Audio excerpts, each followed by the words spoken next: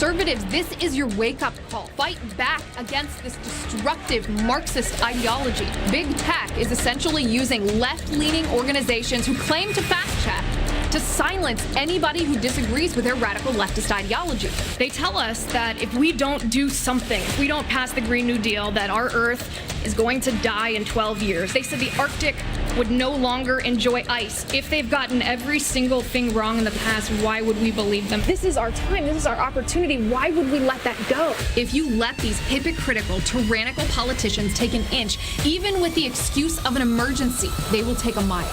So let them take nothing from you, period.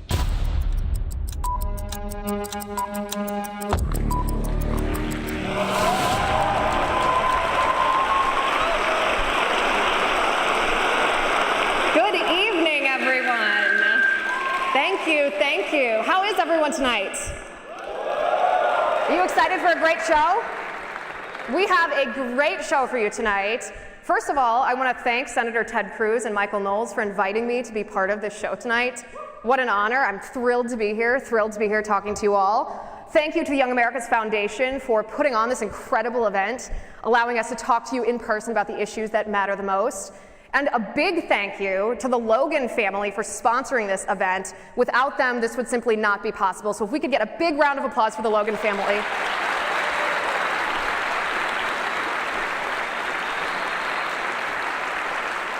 As you might have gathered by the video, I'm Liz Wheeler. As I said, I'm very excited to be part of the show tonight. And another exciting announcement that I want to make before we really get into it tonight is I am honored to announce the debut of Verdict Plus. What is Verdict Plus? Verdict Plus is access, behind-the-scenes access to Senator Ted Cruz, to Michael Knowles, to all kinds of things that, well, the general public might not be able to see. We're talking question and answers. We're talking exclusive mailbag answering, talking directly to you. We're talking everything that you might want to know about how the sausage is made with the show, but you don't get to see just live streaming now. So please, you probably were handed a card when you sat into your seat tonight. Go to verdictwithtedcruz.com/plus for access to Senator Ted Cruz and Michael Knowles. In fact, there should be a promo code on your card. It should say live, and you get a 1-month free trial if you use that promo code tonight. Verdictwithtedcruz.com/plus. Use that promo code live, and you will get a free month trial. All right, so on that note, you might be wondering why we changed venues tonight, why we are here and not on the campus of the University of Wisconsin-Madison. You guys wondering why? Okay, well, let me tell you, the reason is unscientific, tyrannical idiots tried to muzzle us, literally. They tried to impose, the University of Wisconsin-Madison tried to impose mask mandates on us, the performers on stage while we're putting on the show talking to you. And so we said, I don't think so. We're not gonna do that. So I want to talk to you today about your college, for those of you who go to that college. I want to talk to you about what this actually means when you try to muzzle, again, literally, when you try to muzzle speakers. So for those of you in the audience who go to your school, this is going to be repetitive, but for those of you who might not be familiar, I want to introduce you to John Carl Schultz. John Carl Schultz is the provost of the University of Wisconsin-Madison, and he sent us a very lovely email that I'd like to share with you, in which he told us that we would have to wear, you know, the face diaper if we wanted to perform tonight. This is, and I'm going to read it directly so that I quote him exactly. He said, and I quote, "I respectfully am turning down this requested waiver for speakers whose voices can be amplified for the audience via microphones." He says, "The only exemptions that we are granting at the present time involve artistic performers whose performance itself would be impossible or significantly compromised with a mask." We'll get into that for a second. They think that we're not artistic performers here, but just wait. We are, Senator Ted Cruz, Michael Knowles, and I are privileged to be here tonight to be your voice. Because on your campus, a very liberal campus, as they say, a toxic environment for conservative students across the country. You are the freedom fighters. You are the ones who are standing up to the radical leftists. You are the ones who, in return for speaking the truth and standing up for your rights, you are facing censorship. And what I mean by that is you're facing censorship through us. Because your university doesn't want you to hear what we have to say. They don't want you exposed to any dissent to their radical leftist ideology. And so they're willing to debase themselves. They're willing to degrade themselves into tyrants, to do anything that they can to prevent you from hearing the truth. That's why Verdict is such an important show, because Senator Ted Cruz and Michael Knowles, they expose the hypocrisy of the left. They talk about what really matters. They are your voice, and as I said, we're privileged to be your voice. Your provost, Schultz, has proved himself, along with your school, he represents your school, to be bitter partisan hacks who put their radical leftist agenda on a higher pedestal than they put actual human lives. I'm not speaking hyperbolically here. This is what the left does time and time again. This is a pattern of behavior. Schultz does this, the left does this. They claim, for example, to care about poverty. That's a big part of the mission of your school, the academic departments at your school, right? They claim to care about the least among us, those in poverty. But they expose themselves, they don't. They don't care at all because they support policies in the name of COVID that disproportionately hurt. They actually contradict the science. This isn't the beginning of the pandemic when we don't know which things work and which things don't work. We know for a fact, a scientific fact, that cloth face masks, what's the point? We don't need them. They do nothing. And lest there be anybody in the audience who in a little bit is going to want to ask a question about this, let me drop some facts here. There was a study that showed that aerosols, being different than droplets, of course, aerosols are microscopic. 90% of aerosols penetrate a cloth or a surgical mask. 90%. And COVID-19 is transmitted through aerosols. 90%. So, pointless to wear a mask. There's also the matter of masks being fitted to our face. I know when I wear a mask, for example, I try to have as many vents as possible in it so that I can actually breathe properly. Well, a study says that if you have just a 1% edge gap, if it doesn't fit exactly on your face like a suction cup, a 1% edge gap leads to 50% leakage of aerosols.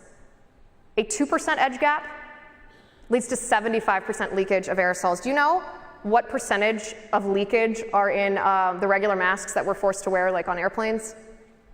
90 to 95% leakage. So what's the point of all this? The point of all this is that these mask mandates, coming from the left, coming in this case from the University of Wisconsin-Madison and your lovely provost, are unscientific tyranny. And we should not, as American citizens, stand for this anymore. We should not comply. We should not obey. Because as long as we do obey, they're going to keep pushing. But the minute we say enough, we refuse to comply, then they're going to be forced to pay attention, because if they work in the private sector, their jobs will be at risk. If they work in the public sector, their jobs should be at risk too. We should vote them out. All right, one last thing about that email that I showed you. You know the part about the artistic performer, that little shot at us? I think it's very interesting that we have such a cultured virus that it knows not to attack a musician. We have such a courteous virus that it doesn't attack a performer whose performance would be compromised by a mask. It's a virus that very coincidentally, it's brilliant, it's sentient almost. It only attacks conservatives apparently. Or what's worse, that you're shamed for having a face. You're shamed for having a face. My 8-month-old baby, when she travels with me, she pulls down my mask on the airplane. And you know what I said? Flying in here, she kept doing it. It's a game for her, 8-month-old.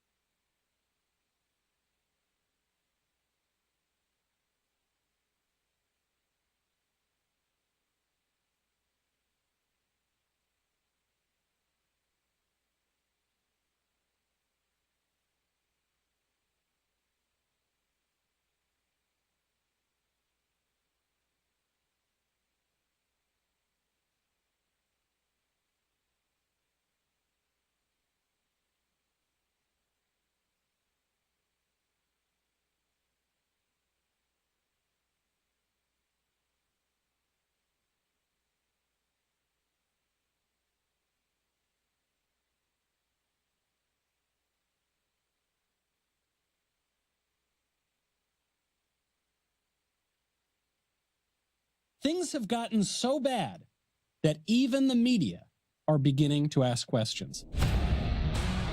Something occurs to me sitting here seeing all these people, hundreds of people here. Just think about YAF. Think about the growth of the Young America's Foundation. I mean, it's just unbelievable. Think about all the people in this room, all the campuses that YAF is on. We are here with everyone. We're going to be taking your questions, and I want to thank all of you for being here. Senator, you must be so happy. You have just left a place. There's chaos in the House. The whole city looks like Baghdad at this point. Somehow Washington, D.C. seems even crazier. The lunatics are running the asylum. Okay, you gave the Taliban a list of Americans. You gave them a kill list. They screwed up the evacuation. They have made every classic blunder. This mandate is completely bogus. That's a technical legal term. The other topic is this infrastructure bill. Joe Biden and Pelosi and Schumer want to spend a crap ton of money. So you're saying the big companies like the mandate. They love it. And we're very pleased to be joined by Sohrab Ahmari, Mark Meadows, Governor Scott Walker, Chad Wolf, Betsy DeVos, attorneys general, Honey's Badger. And I gotta say, you have been the honey badger. Thank you. Have you ever heard a swamp creature apologize? I'm not holding my breath. It does seem to be a lot of actors are interested in politics and politicians are interested in acting. We've got to win the battle of the day and the war going ahead. We've got to win the war for the heart and soul to save this republic. The only formal difference that I see between Dr. Fauci and the Pope, Dr. Fauci has much more power. Everything in life has consequences. We have to be wise as serpents and innocent as doves. There are unintended consequences. People keep fiddling with the mask, and they keep touching their face. Being a conservative requires that you recognize reality and accept the permanent things about life.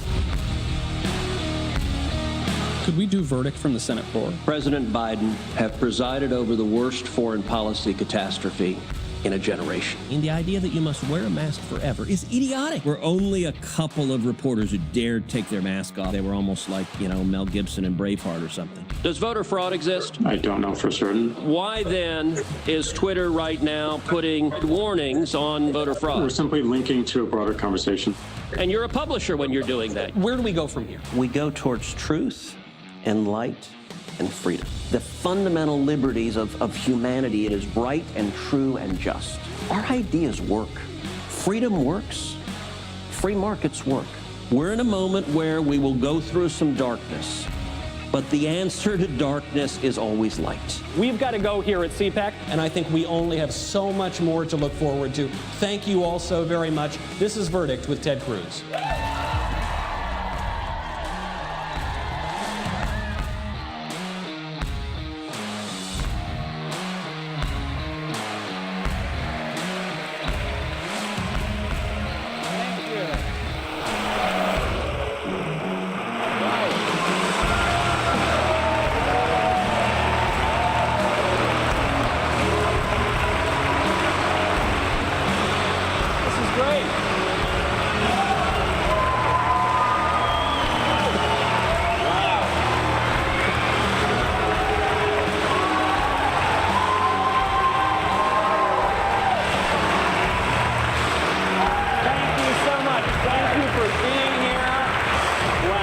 Wisconsin rocks. This is so good. Senator, to be here, thanks to YAF, thanks to the Logan family for supporting this tour, to be with everybody, and I don't know about you, at least in this room, I am breathing the sweet air of freedom. I don't feel muzzled. I feel like we can speak. Oh, that's great. Well, and it is fantastic to kick off our national tour right here on the campus of the University of Wisconsin-Madison. Well, did they brief you before you came out here? We're not on the Well, there's been a change. All right. You better sit down. I hate to tell you about this. Yeah, we should do a podcast. All right. Because, Senator, we're not on campus. I'll address all of you. We are not at the University of Wisconsin-Madison. But we are here in Wisconsin. We are here with a lot of great students, and we are going to flip a certain signal at all of the tyrants who want to shut us up. This is Verdict with Ted Cruz.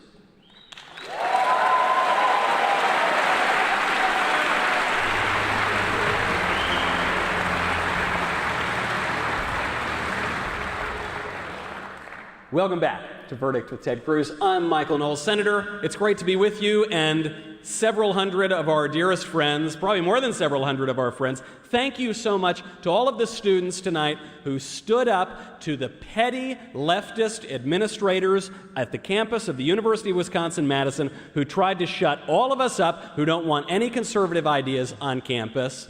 We're all here. Well, Mike.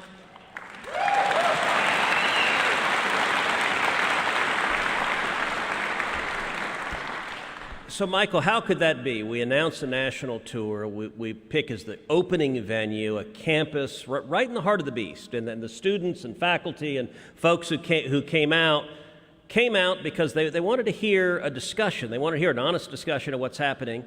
So what happened? Why aren't we on campus?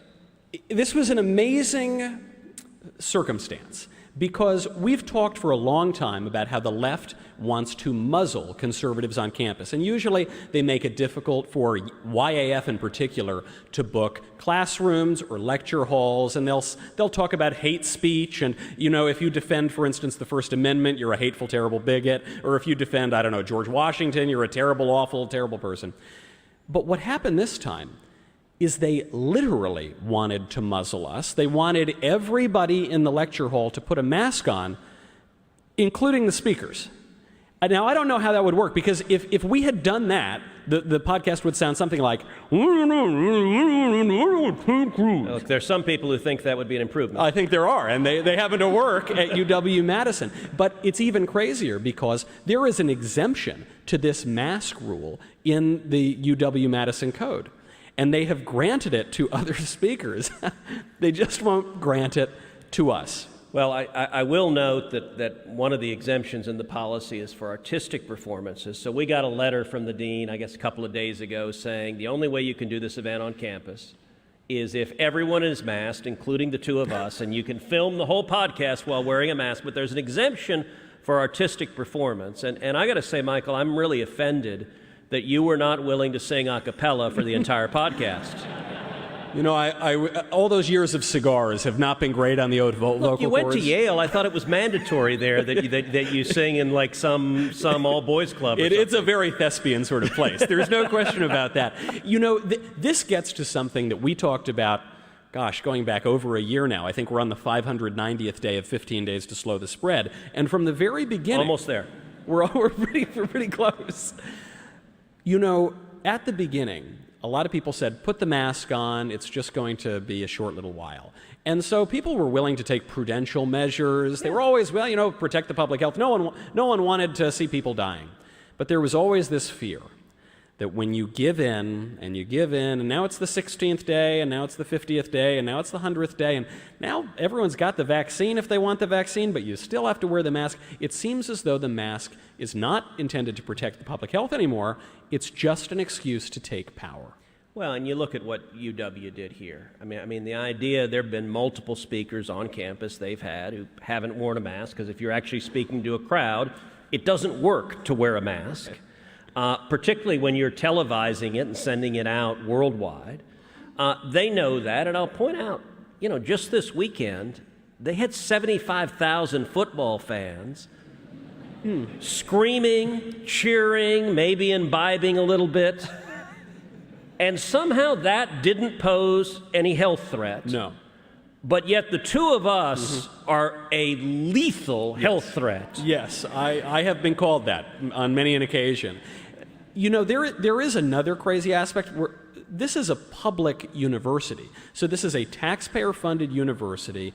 You would think, I don't know, I would think, maybe I'm just old-fashioned, that if anybody is going to be permitted to speak to help, you know, educate the students, it would be a United States senator. This seems like a real affront to the American system of government, to civics, to our political tradition here, but so what? They're going to do it anyway. Well, the provost who sent us the letter is a Democrat. He was served in Democrat administrations. He gave $1,000 to Barack Obama. He gave $1,000 to Tammy Baldwin. He's given more money to Act Blue.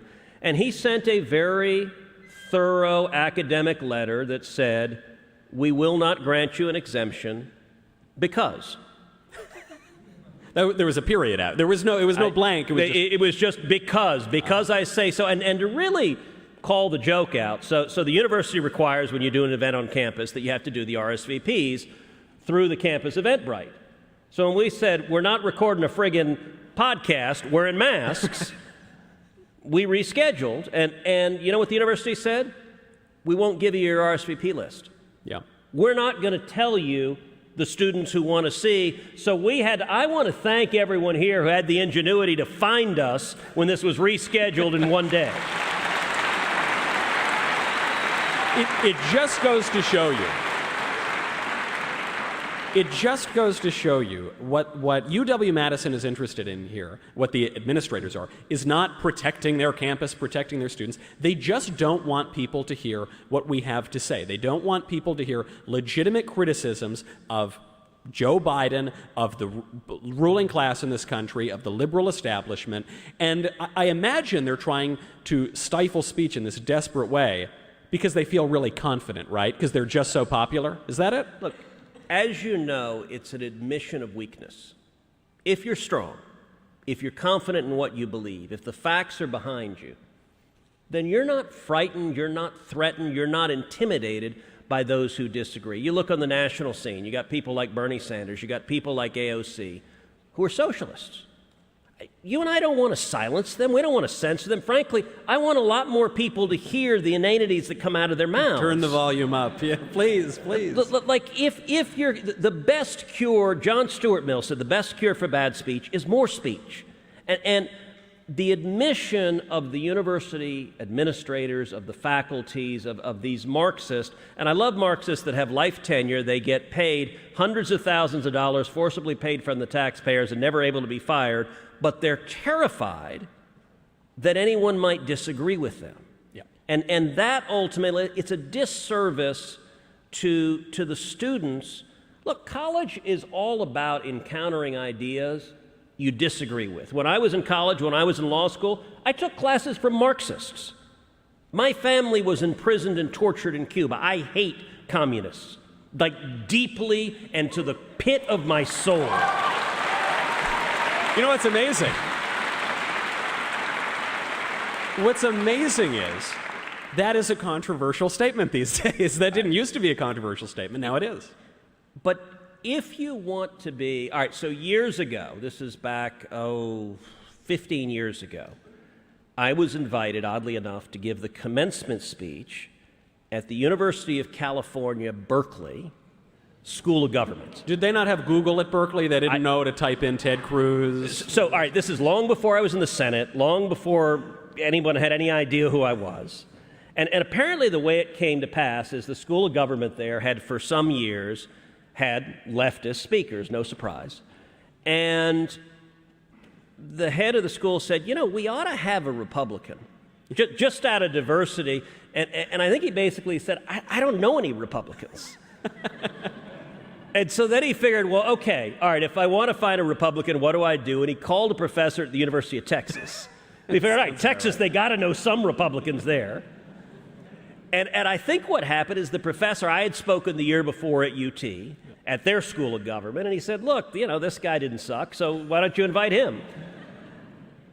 And so I came out, and it was interesting. It was the dawn of Facebook. It was right when it was, I think it was like 3 years off of Mark Zuckerberg creating Facebook to try to find girls on campus. I mean, it was new, and there was a protest group, I still remember, had 93 people in it, that were Berkeley students protesting that I was coming.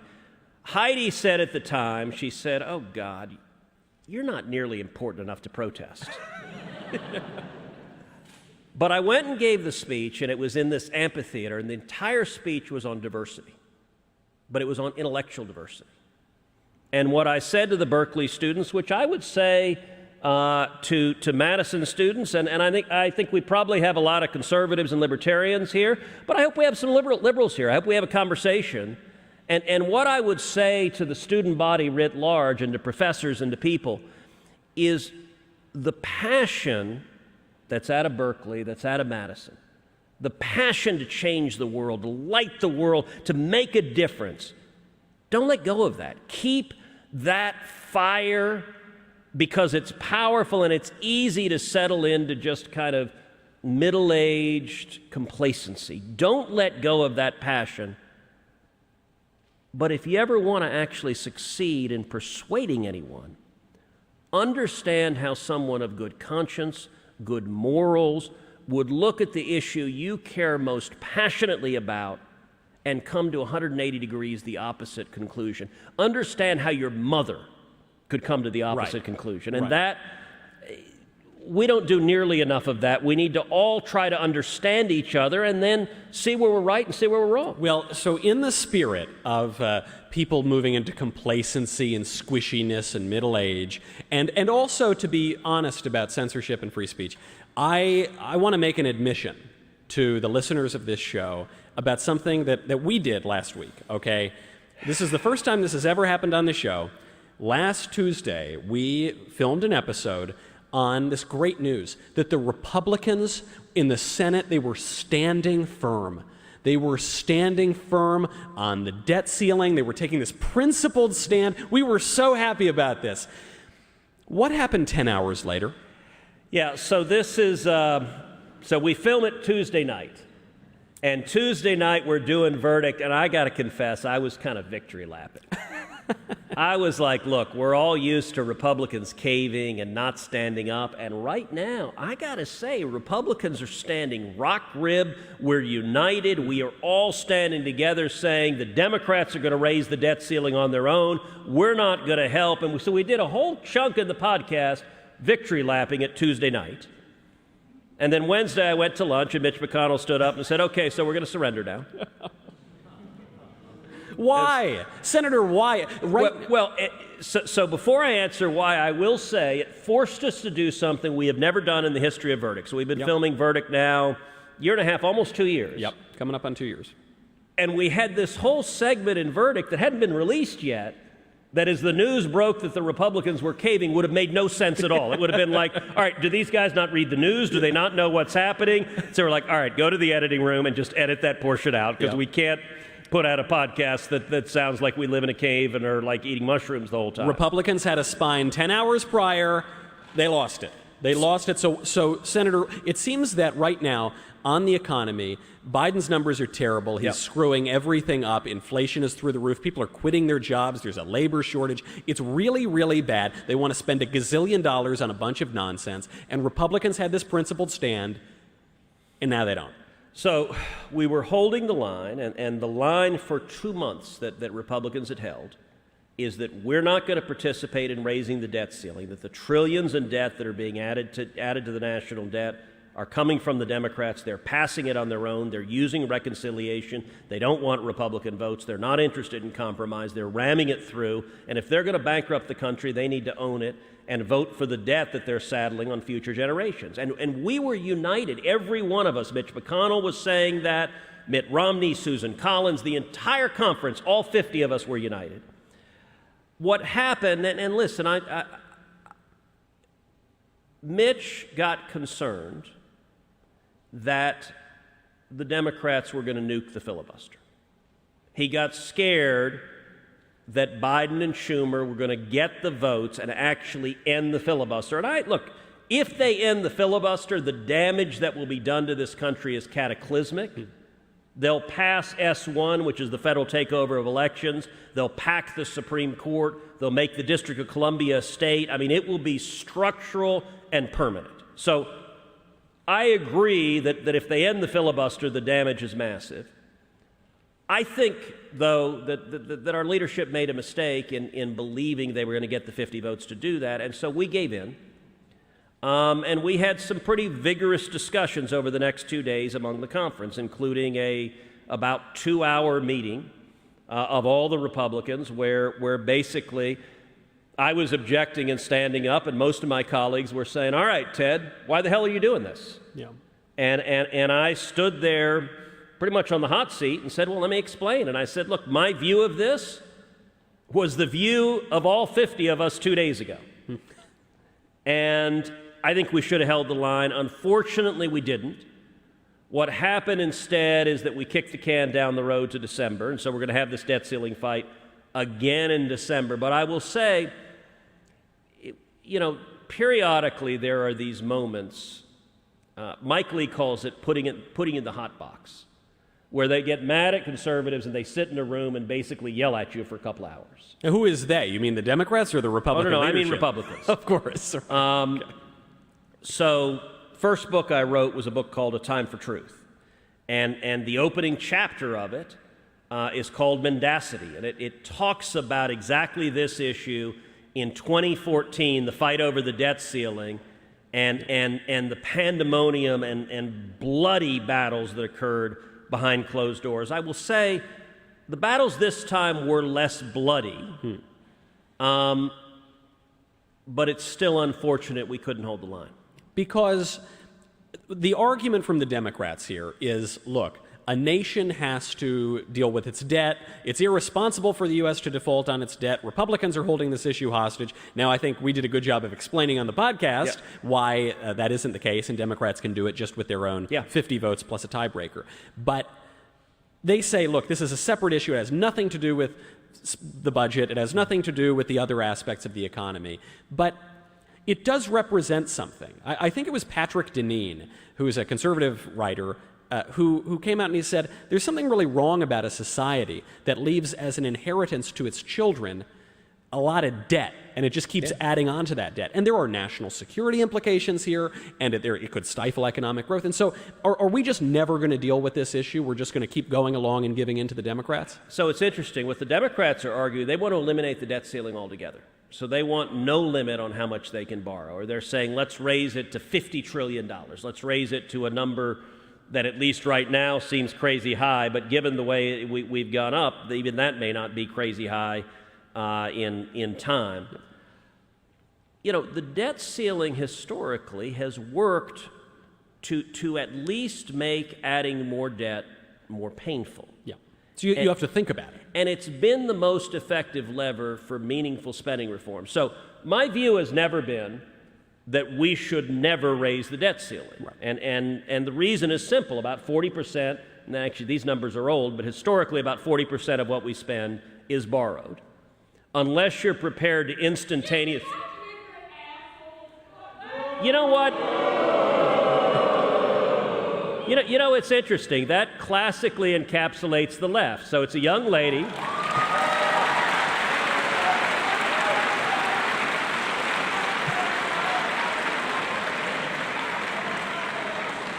She came in and she screamed, "Let's go, Brandon."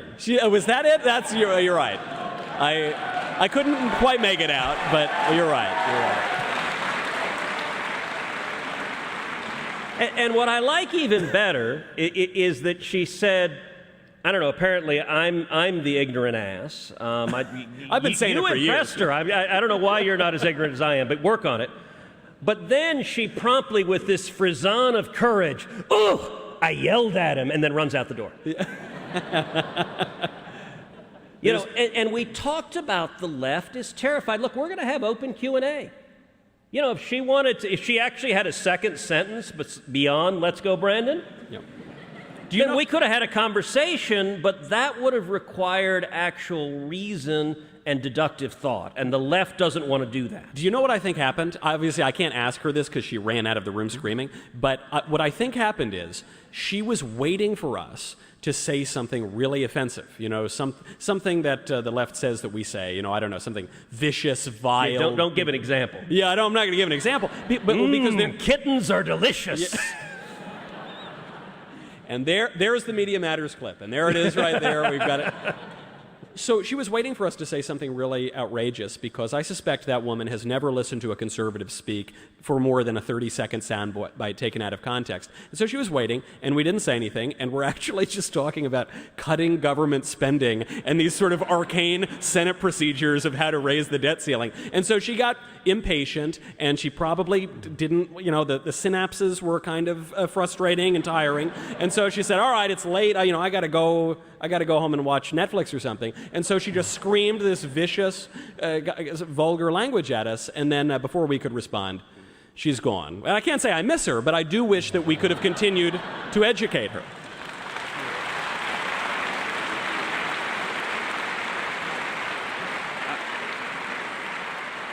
I don't know, for a moment there it kind of felt like the House of Representatives. So maybe she'll watch the stream online. So I guess we should. I'm confident of that. I hope right so. now she is on her phone listening with bated breath. Because this issue, I think, really does matter. And while it might seem abstract to be talking about the debt and how that relates to the economy at large and the way our society is going to work, this is having real effects. I mean, when we talk about the economy more broadly, right now we're looking at inflation at a 13-year record high. This means that the dollars you are spending are worth less. They're not going as far. We're seeing now millions and millions of people. In the month of August, 4.3 million people just quitting their jobs. That seems kind of weird. And actually, people who wanted to be here tonight, I've gotten messages about this for people coming to the events. Some people were not able to make it because flights are getting canceled. Why are flights getting canceled?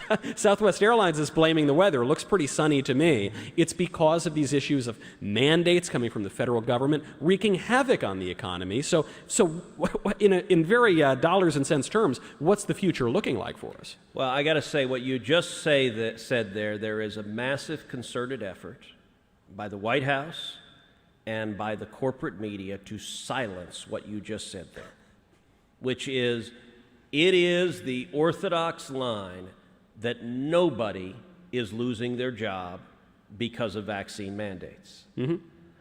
Look, I got to tell you, headline that I read at a hearing last week, the largest health provider in New York fired 1,400 people. They're firing doctors and nurses. Mind you, in the middle of a pandemic, we were saying for a year and a half, doctors and nurses are heroes, you're fired. Yeah. Little bit incoherent. I'll tell you, I am hearing from all over the country, from soldiers and sailors and airmen and Marines. I was in the Detroit airport just a couple of weeks ago, was stopped by a gentleman there, said he was a Navy SEAL, had been in the SEALs 10 years. And he said, I'm resigning from the SEALs. Yep. And he said, I'm not getting the vaccine. And he said, a bunch of guys who served with me who've been in 15, 16, 17 years, which for those in the military, retirement's at 20. He said, they're getting ready to quit after 15, 16, 17 years. I am hearing over and over again. So a week ago, I did a Zoom call with the leaders of many of the big pilots unions of the airlines across the country. Just about every pilots union said, we are having pilots who are going to be quitting because they're not going to get a vaccine. Chicago Police Union is saying this Friday, so a week from now, the Chicago PD is going to be at 50% police capacity because the police officers are resisting this vaccine. And the White House said none of this is happening. They insist, nope, this is not happening. And so you look at what happened with Southwest. And in the past week, I've spoken with the CEO of Southwest, Gary Kelly, who I know very well. He's a Texan. He's a good friend. I've spoken with the head of the Southwest Pilots Union. There's lots of disputes about what happened. Southwest canceled 1,000 flights one day, canceled several hundred flights on the days before and afterwards. I can tell you one thing that a very senior person in the aviation sector told me. They said on Friday, October 8th, at Jacksonville, there was a sick-in among air traffic controllers. And at the Jacksonville Air Traffic Control Facility, 33 air traffic controllers were scheduled to come in. That day, 3 came in. 30 stayed home. Now, Jacksonville controls a lot of the air traffic going up and down the eastern seaboard, and Southwest has an enormous percentage of its flights going through Florida. And Southwest is unique among the airlines. So the other airlines use the hub and spoke system. So I live in Houston. Houston's a hub for United, so we get lots of United flights that end up in Houston or Chicago or other hubs. Southwest doesn't have hubs, so its planes are all over. And what Southwest has said is that when air traffic shut down, the consequence of that is it stranded a bunch of its planes, and it stranded a bunch of its pilots, and it stranded a bunch of its crews. Now, what's interesting is the Biden White House refuses to answer the question. It's a very simple, factual question.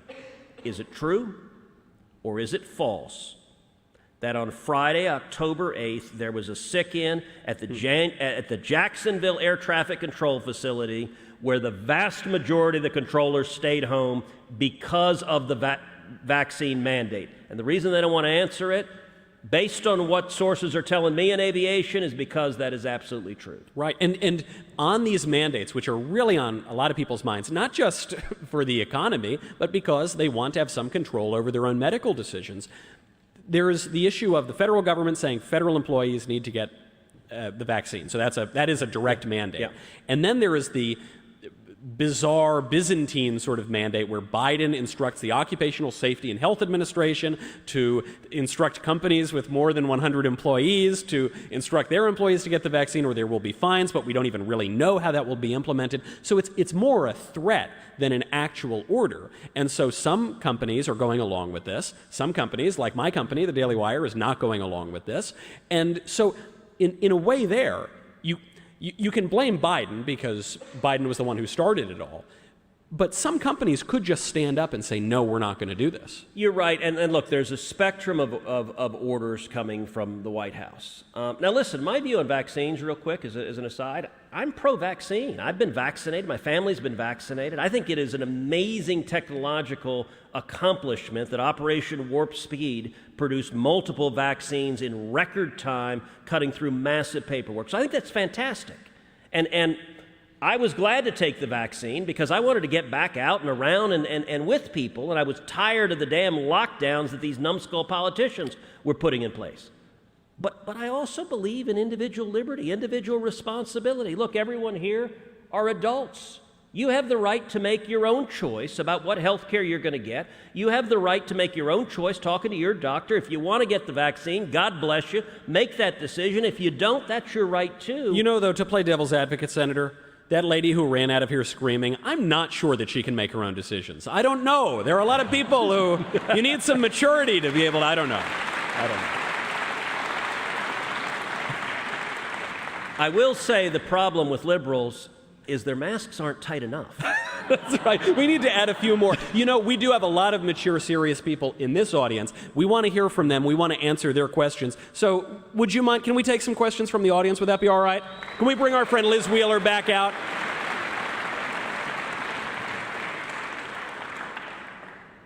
All right. We've got a lot of people here lining up to ask these questions. We, I hope, have some answers for them. This is our absolute favorite part of the show. Be sure, if you have not already, go subscribe to the Verdict Podcast on Apple Podcasts, Spotify, Stitcher, Google Play, wherever you get your podcasts. So, Michael, while we're waiting for everything to get set up, I'm going to ask, is it going to be like Mailbag on the podcast typically, where you get a question from someone, Giuseppe, who asks, how come Michael is so handsome and so wise? Well, you know, look, I think some of those people ask very good questions. So I hope that we get them here tonight. If you see me putting on a fake mustache and running behind, maybe that would explain how it happens. We do have a rule. This is a rule that I don't know if it's going to really matter here tonight. Traditionally, we try to hear questions from people who disagree with us. Now, if that last lady is any indication, I don't know that it's going to go very well. Quick. It was quick. So we have our friend Liz Wheeler here. Let's bring her out and let's take some questions.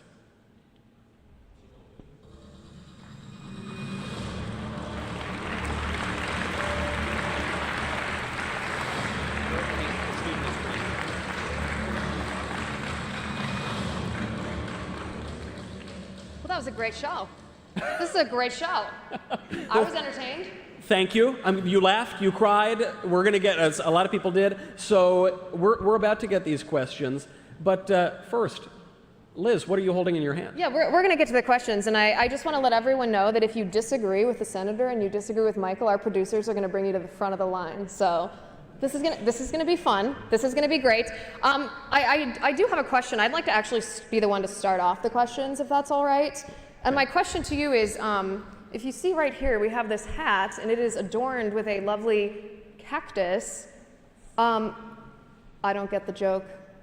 Could you please explain that to us?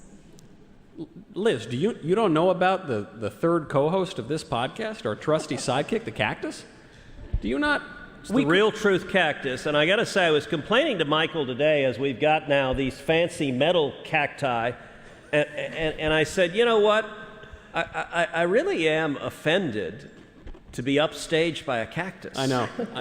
It's it was unfortunate. It very humbling. I think, Senator, you came out really strong.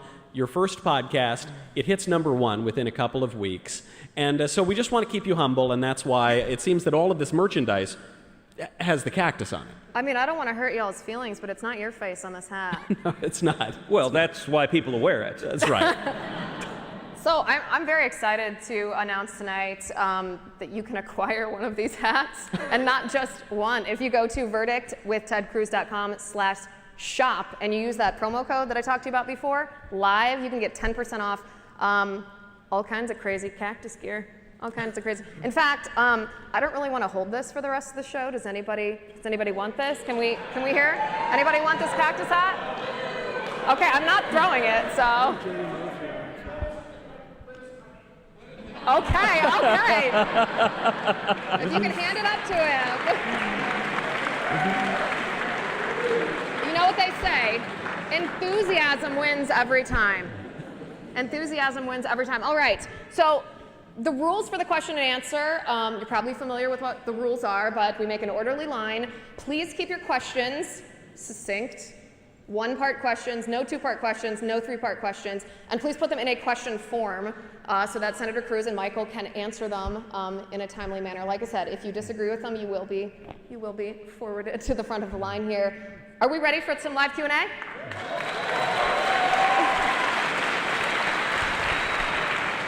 All right, the first thing you're going to do is introduce yourself.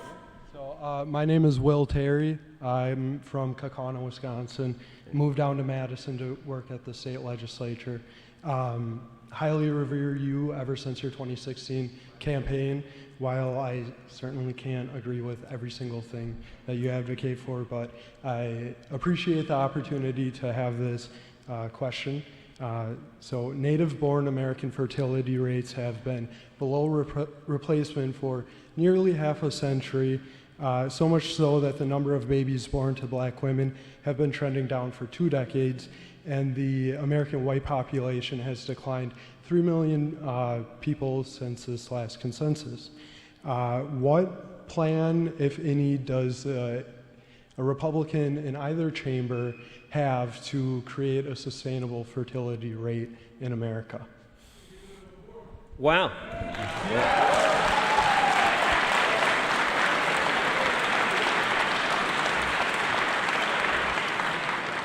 So that's a very good question, and it's a detailed and complex question. And I'd say several things. First of all, with what the gentleman called out, we've had over 60 million children whose lives have been taken in abortion, and this would be a much richer, a much more varied, a much more diverse country had those children had the chance to live, and had we reaped the benefits of their lives. I'd also say more broadly, some of it is the consequence of prosperity that you see with prosperity. You look at an agrarian society where if you were on the farm, you needed kids because you needed farmhands. You needed people to work on the farm, and kids were an engine of production. And as we've gotten more prosperous, people are not looking for their kids necessarily to drive the plow. There is also a difference, I think, between left and right. In terms of our children, our additional kids, a good or bad thing. You know, you look at the Malthusian hypothesis that there are too many people on planet Earth, that every child being born is a bad thing. I think that is terrible and false, and I think every child is magnificent, is an opportunity, is a benefit, is productive, and there is a difference between left and right. So, is it government's job to say, you silly people aren't having enough babies? No, I don't think it's government's job to say that. It's up to you to make that decision in your life.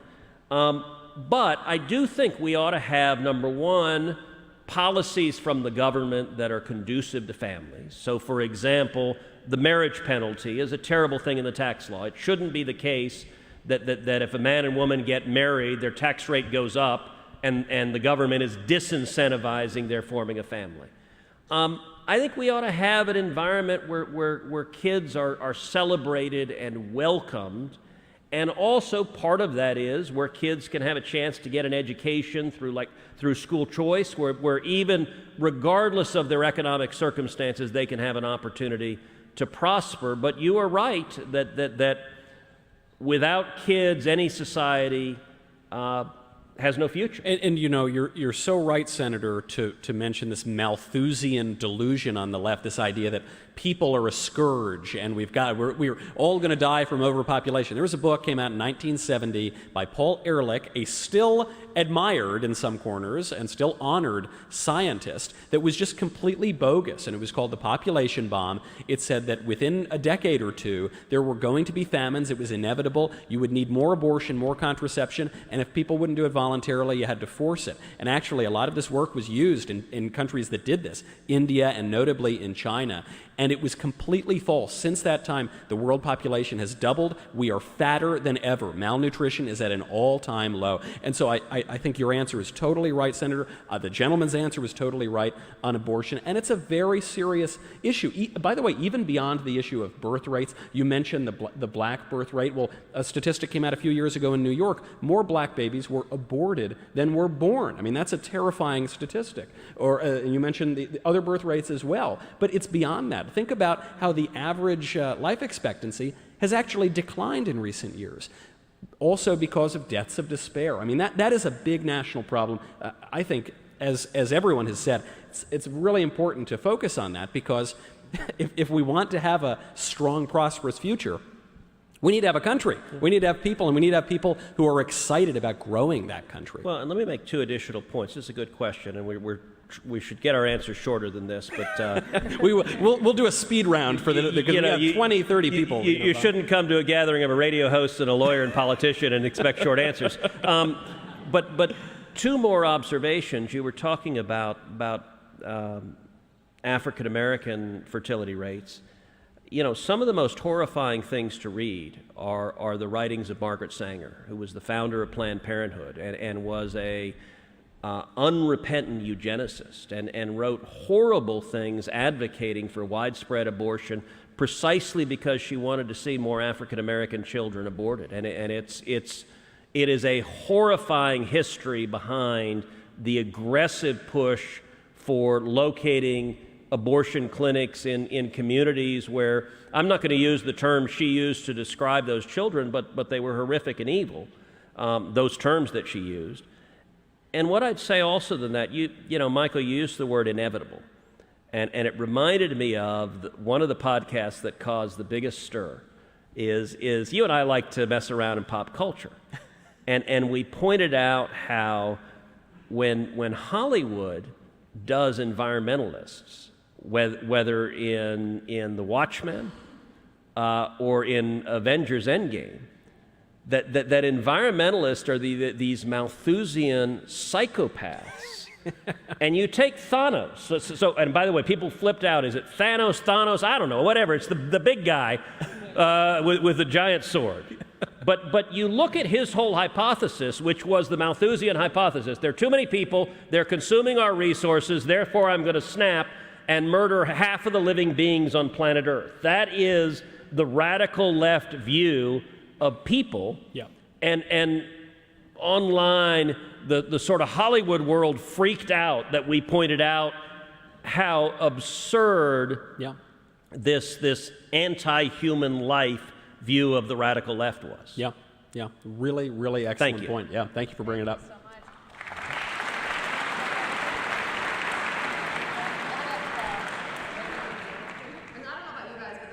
That answer was Michael, as the good Catholic man that he is, should continue to be fruitful and multiply. So that's how I heard it. Michael, let's try to keep these answers as succinct as possible so that we can get as many questions in as we possibly can. This will be a speed round.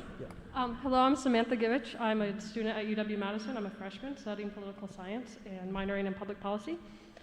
My question here today, as I'm going to keep it to the content that you had in the podcast, is much of your message today was about the other side. I am personally Democratic leaning, and how they're doing everything wrong, how they're yelling at you, how that girl ran out, obviously speaking vulgar language, which I don't agree with. I think it's much more productive to speak this way. But at the same time, and not to insult you, you came out saying like these idiots are making us wear these masks, like all these things, and shouting out insults and compromising the integrity of the university. And I think my question is more broad about your party in general, because that's why we're here. Are you willing, is your message so important, are you willing to compromise, like wear these face diapers in order to put this message out that you think is so important so more people are so it's more accessible to more people? Or is your message solely to oppose the other side and keep it to the people that agree with you? Yeah. It's a good question. So Samantha, that's a very good question. And let me start by just thanking you for being here.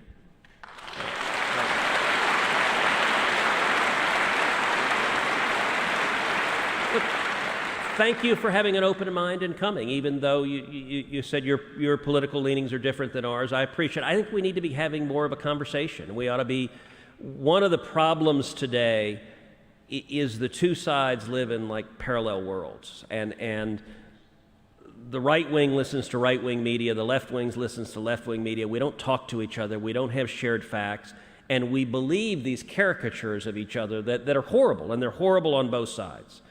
The way I try to handle that is, I try not to get nasty and personal and go after the character of people who disagree with me. Now, I'll disagree with them on substance, and listen, I'll try to have some fun with it, and to make a joke is, I think, different than going straight to and saying they're horrible, evil people. I try on criticism to keep it lighthearted. On the question of compromise, yes, look, I think we absolutely should look for middle grounds. You ask about wearing masks. To be honest, I'm embarrassed to say I've got two masks in my pocket. I've got a Texas flag mask, which is awesome, and I might just wear that for the fun of it. And then I have a Houston Rockets mask, which shows that I'm really believe in lost causes, but I'm a diehard Rockets fan. I flew up from Houston today. I wore a mask. My view on, let's take COVID as an example. I think there were extremes on COVID on both sides that didn't make any sense. So there were people who would never wear a mask, never wear a vaccine, and personally, I don't agree with that. Particularly at the height of the pandemic, it made some sense to wear a mask. I wasn't sure how effective it was or not, but a year ago, I was willing to wear a mask, and it made some sense. Now, I've been vaccinated, and it seems to me a little bit bizarre after you've been vaccinated saying everyone has to wear a mask and pretend the vaccine doesn't work. That logic and science doesn't make a whole lot of sense. I think we should be willing to find reasonable common grounds. I think in COVID, for example, the politicians who shut down millions of small businesses, shut down restaurants, shut down bars, shut down gyms, shut down stores, and destroyed them. And people, if you have, in Texas, you'll have a family that's, say, a second or third generation restaurant owner who their entire family's life work was destroyed. You have politicians who shut down schools for a year.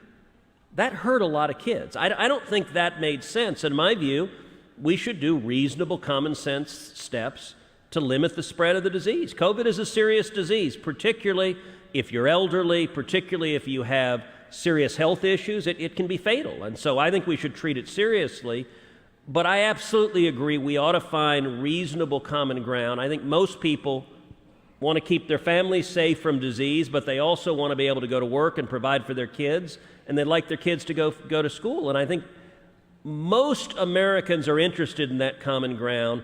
The political world is so polarized and the media world is so polarized, we don't have those conversations very often. That was a good answer. I have nothing more to add to that. No lib owning or anything like that. It was really good question, and thank you for coming. I really yes, appreciate it. Thank you. Thank you for coming.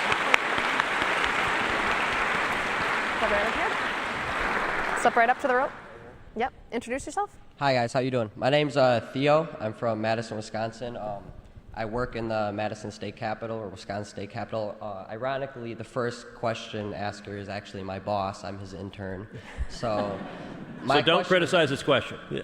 Actually, ironically, it kind of is building off of his question on birth rates and whatnot. So, as we all know, that's some good brown nosing. You've got a bright future in politics. It's not planned. It's not planned. Okay. I didn't even know there was going to be questions. So, go ahead. As we all know, the immigration policies of the Biden administration have changed drastically from the administration previously, and with the Haitian migrant caravan that transpired, I don't know, a week or 2 weeks ago, I'm not sure. Popular conservative pundits like Charlie Kirk and Tucker Carlson have been theorizing something that people like Patrick Buchanan or Jared Taylor, who runs American Renaissance, have said in the past, which is replacement theory or demographic replacement. So I kind of wanted to know what your guys' thoughts were on the validity of that and how that is becoming mainstream, and whether you think that it's the mass immigration of the Democratic Party is solely for electoral reasons, or if it is to change the demographics of America and to displace the white majority of America. Well, I think if you're asking the question, or do Democrats play racial identity politics and say that, straight white guys are the worst people in the history of the world, I don't think they would even disagree with that. They put that sort of thing in the New York Times. But I think the question is probably a little broader than that, right? I mean, it would seem to me, and Senator, you work with these elected Democrats more closely. You see them more up close. But it seems to me quite clear that what they want to do is win elections. And so whatever the ethnic or racial or sexual or geographic or whatever they're going to do, and by the way, that's just focusing on one aspect of the immigration issue, but there are obviously many other strategies that they're pursuing as well. But whatever it's going to take them to win those elections, that's what they're out there to do. And so I don't think that is a conspiracy theory that Democrats are willing to fight dirty and to win elections, is it? So look, I am the son of a Cuban immigrant, and millions of Democrats wanted to replace me with a rich white guy named Beto O'Rourke. Wait, hold on, he's not Spanish? Are you sure? I thought he's got a name like Beto. It was amusing when he launched his campaign. His name is Robert Francis, and the AP reported when he launched his campaign that he gave his announcement speech in his native tongue. And I couldn't help but resist saying, really, I've never heard a speech in Gaelic. I'm running to be the next senator from Texas. Hi-de-di-de-do. I have to say, since the Astros are about to play the Red Sox, I'm looking forward to our going back to the World Series. Listen, on your question, I don't buy the racially charged nonsense that is in these discussions. I believe in immigration. I have said many times my view on immigration can be summed up in 4 words: legal, good, illegal, bad.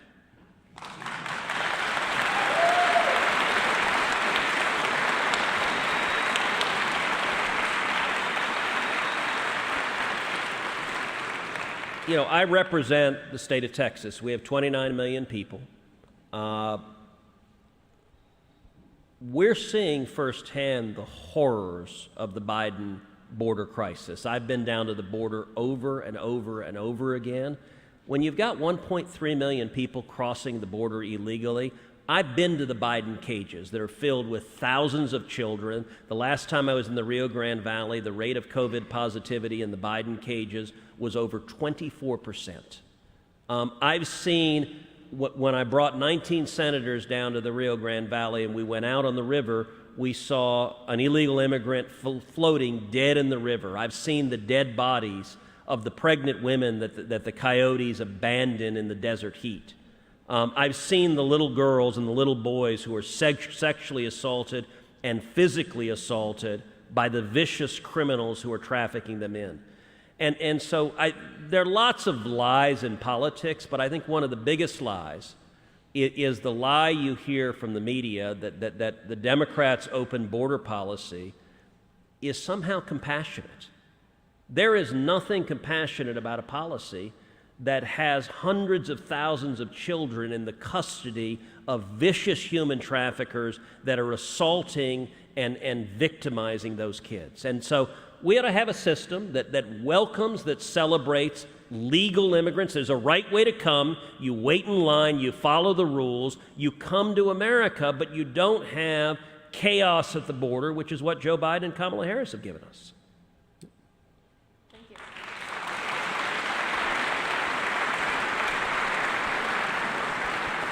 You can step right up to the rope, introduce yourself, and ask a question. Hello, my name is Thomas. Thank you, Mr. Knowles and Senator Cruz, for coming. One of my brothers is modeling his beard after you, so. Awesome. Yeah. My question is a bit tangential. I'm a really big fan of comedy, and there's been a cultural trend toward, the buzzword cancel culture. Yeah.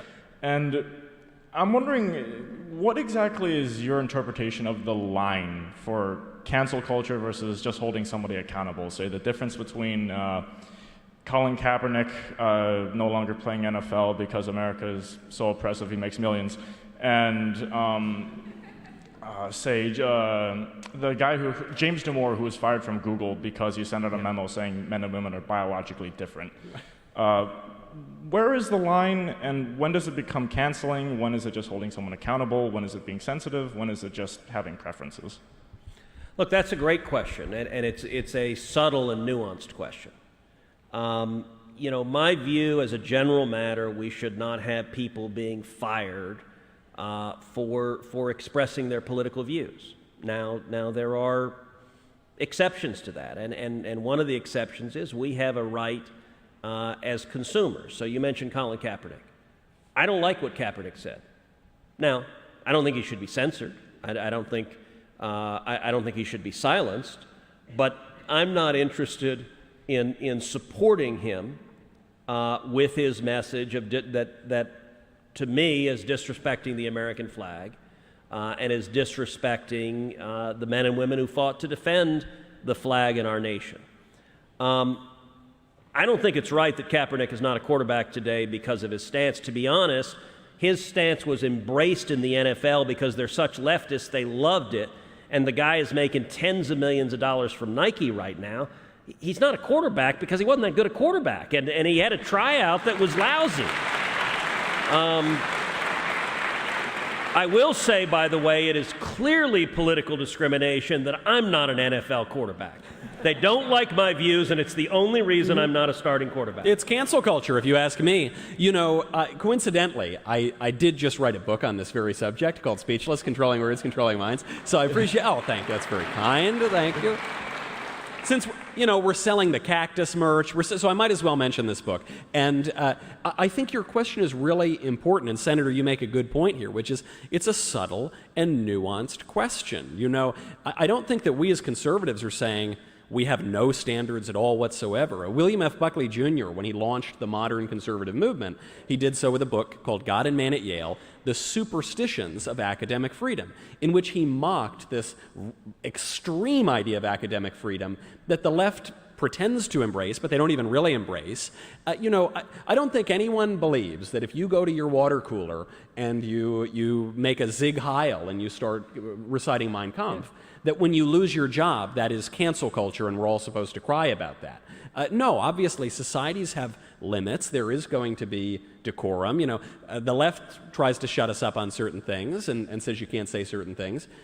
Chivalry also suggests maybe you shouldn't say certain things. And so the questions involved are, one, what should the government be involved in?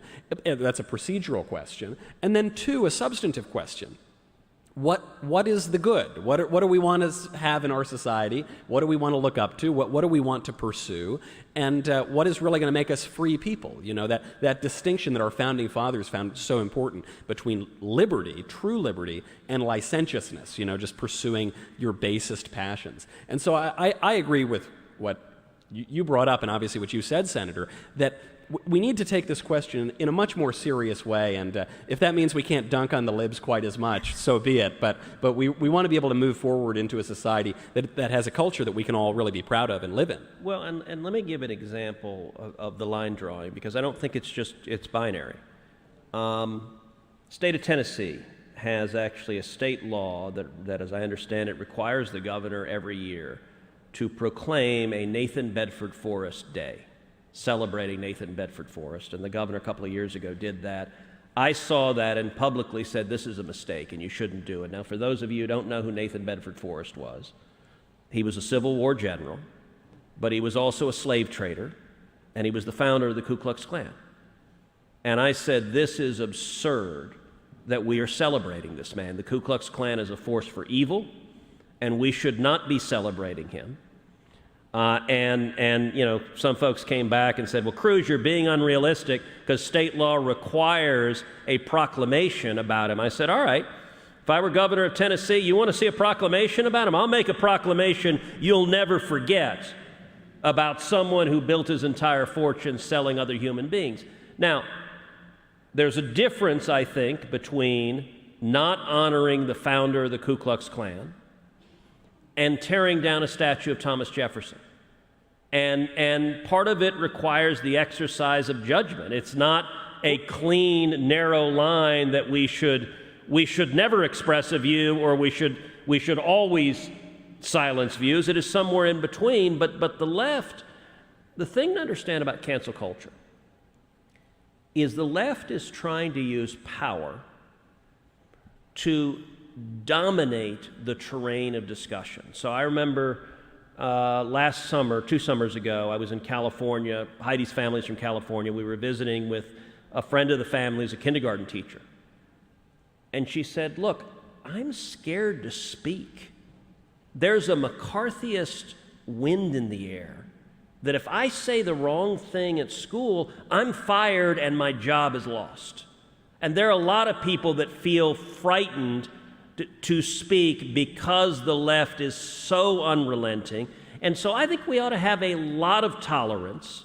We can draw lines at the extreme, but we ought to have a lot of tolerance for a reasoned discourse and debate, and that includes a reasoned discourse about our history, which is neither uniformly good nor uniformly bad, and we ought to be able to discuss that intelligently. Thank you.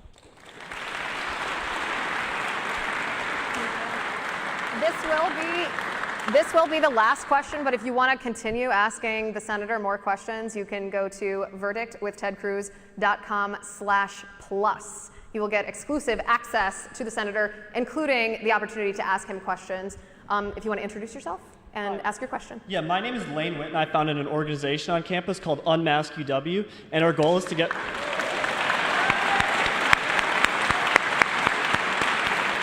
Where do I sign up? How do I become a member of that club? Unmaskuw.org. So basically, we just want to get rid of masks, obviously, but the university administration is not going to help us no matter how many protests we hold. So my question basically is, how do we get weaker Republicans in the state legislature to stand up, take a principled stand, and actually follow the law and get mask mandates removed from UW-Madison?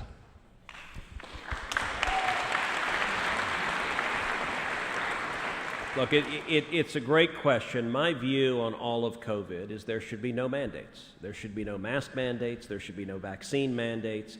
There should be no vaccine passports. That it ought to be up to individual choice. If people want to wear a mask, we've got some people here wearing masks, great, that's your choice. That's your right to do it. You can make your own choice about your own health care. If people choose to get vaccinated, that's what Heidi and I have done. That's what our parents have done. That's your choice too. But it shouldn't be the government forcing you to do that. And I would say, look, you've got a lot of folks in politics that are scared about this issue. It is a weird thing. So the way the United States Congress is right now, on the House side, Nancy Pelosi rules like a tyrant. So she forces everyone to wear a mask. And she has said that she will have the Capitol Police arrest any staffer who doesn't wear a mask. And she's fining House members who don't wear a mask. And I think it's a complete abuse of power. We did a verdict on that topic in particular. The Senate, it's interesting. The Senate, you've got a little bit more kind of 100 islands where no one tries to exercise brute force on other senators. And right now it's the strangest thing. It's like gang colors. In the Senate, every Democratic senator and every Democratic staffer wears a mask walking down the hall. and none of the Republican senators and none of the Republican staffers wear a mask. And it's the weirdest thing. You'll walk to the Capitol and you can literally see some intern who you've never met before, and you'll be like, Republican, Democrat, Democrat, Republican. It's bizarre. I mean, it's like the Crips and the Bloods or something. And even the same colors, actually, red and blue. There it is. And the thing to understand about it is the left knows what they're saying is a crock. The hypocrisy. So Nancy Pelosi, when she has this fundraiser in Northern California with all these rich Democrats, none of them have masks on. And of course, the waiters and waitresses, the serving staff, are masked, which from a Democratic perspective, yes, you little people, like Imelda Marcos, let the little people do it. Barack Obama, his 60th birthday party in Martha's Vineyard, again, a bunch of rich Democrats dancing. None of them are wearing masks. Mayor of San Francisco, while dancing, same issue. She was feeling the spirit, she said. It is, and I got to tell you, in the Senate, so you see these Senate Democrats, when they're behind closed doors, they don't wear masks. When they're having conversations, and then suddenly a camera's there, and they're like, oh crap, got to put my mask on. Because, the virus reacts to cameras. like it has become this weird virtue signal. The left is fond of projection. And, all right, this is a dangerous thing because I'm going to make a pop culture reference to a show I haven't watched. I watch a lot of shows, but I haven't watched Handmaid's Tale. So all I know is they wear those freakish outfits, and they all say Mike Pence wants to turn America into that. It's a documentary, yes. I watched it. But so I haven't watched it, so my commentary is, I'm sure, not informed on that show. But the left is literally like, wear your burqa as a sign of that you are virtuous. In D.C., I'll be walking along the road and you'll see this liberal, I've seen this several times, like a liberal woman jogging, will see me jogging, reach out and put on her mask and glare at me. I was speaking at an outdoor protest in D.C. It was on the border, in the open borders. And it was outdoors, and I was at a microphone. There were a bunch of people gathered there, and we were talking about the border crisis, and there was this angry lefty standing on the street screaming at me. And he was kind of like the young lady who was here. He was cursing at me and didn't know any of the substance, but was just, F you. Well, thank you for sharing, sir. And at one point he screamed, why aren't you wearing a mask? And I'm like, you're not wearing a mask. And it was the most bizarre. We ought to be able to find some level of common sense. If someone wants to wear a mask, knock yourself out. But I think we ought to have leaders with the courage to say, we're not going to force you to make that decision against your wishes. And clearly you've got a lot of courage. You are refusing to muzzle yourself. Your fellow students are refusing to muzzle themselves. All of us here, I guess, are, at least in the metaphorical sense, refusing to muzzle ourselves and have these discussions. We really appreciate everyone here. I especially appreciate our friend Liz Wheeler. If you like Liz, which who doesn't? Who doesn't love Liz? Go check out the Liz Wheeler Show. Be sure to check it out. Also, very exciting, Liz is partnering with YAF for her own campus speaking event. So if you want to bring Liz to your school, go to yaf.org/Liz. Bring Liz to your school. Liz, thank you so much for being here. Thank you so much. We'll see you a little bit later. We'll see you in Texas tomorrow at Texas A&M. Thank you. So, Michael, what are the next stops? Where are we headed next on this tour? So, coming up next tomorrow, we're going to be at Texas A&M. That's going to be very exciting. Gig'em. I can't wait. Very exciting. We're also going to be back in D.C. We're going to Catholic University. That's going to be next week. And then we've got 3 more stops yet to be decided. So if you want to bring us to your school, head on over to yaf.org/verdict. You can bring Verdict Live to your school. But it's late, Senator. It's late. These wonderful people have taken a stand against the forces of tyranny and suppression and censorship, a stand for America, a stand for free speech. Thank you so much. Thank you so much to the students and the community here of the University of Wisconsin-Madison. And I've got only one message for the administrators who tried to shut us up. Let's go, Brandon. This is Verdict with Ted Cruz.